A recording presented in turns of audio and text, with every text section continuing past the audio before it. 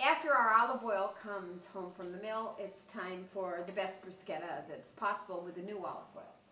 The mills are working actively in Umbria now, and in fact we have a wonderful manifestazione, as they say in Italy, called Frantoia Aperti, which means open house at the olive mills.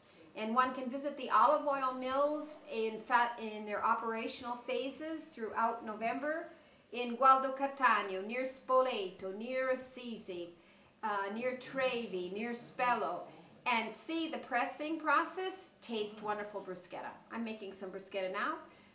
We like to make our bruschetta on the wood-burning stove. And you might say, what's the difference between bread toasted in a gas oven and bread toasted on a wood-burning stove? It's all the difference in the world. It's like the difference in the flavor of a cultivated mushroom and a wild mushroom. The best bread is bread that's a little bit, not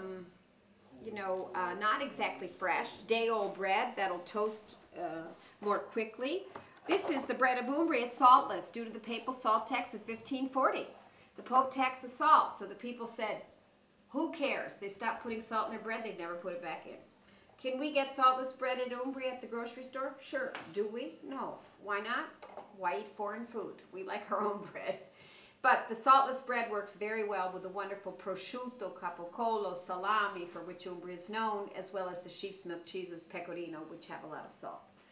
This is our olive oil, and we store it in a steel canister like this, and when this is empty, we simply, open the spout and fill it up. Now we're going to see if the bruschetta is toasted. It's on the top of the wood stove. And I'm going to toast it on both sides. It's very close now. Rub it with garlic and drizzle it with olive oil, sprinkle it with salt. Bruschetta is the cucina genuina of Umbria. For you slow food fans, there's nothing like bruschetta as an affirmation of the whole philosophy of slow food. Ingredients made from produce grown on the land. The farm women made their bread from the wheat which they had ground. And when the bread was stale, they didn't throw it out. They toast it, drizzle it with their own olive oil, just a pinch of salt, and serve it sometimes for dinner with even just sliced onions on top, because sometimes there was nothing more than that. So bruschetta is sort of a base food, a pillar, if you will, of the culinary traditions of Umbria. This is about ready.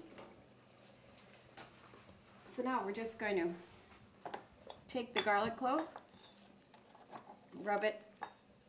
I've got one peeled, rub it, and drizzle olive oil on it.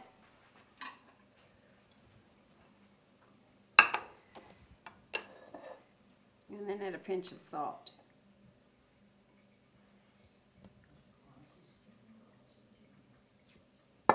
Look at the color of the olive oil. It should be that color. It should be green. If you've got a yellow olive oil, it's time to throw it out and buy something better. Only extra virgin, cold pressed. What do you think? What do you think? Martina, give me that gesture for buonissimo. In the cheeks, right? The fingers in the cheeks. Okay. Martina, would you like to take this around to our guests? Mille grazie. One of the high points of the olive harvest day is the lunch, which will take place about 1:30, a usual farm lunch, where there's a pasta dish, a meat dish, or fish dish, which in Umbria will be meat. We're in central Italy.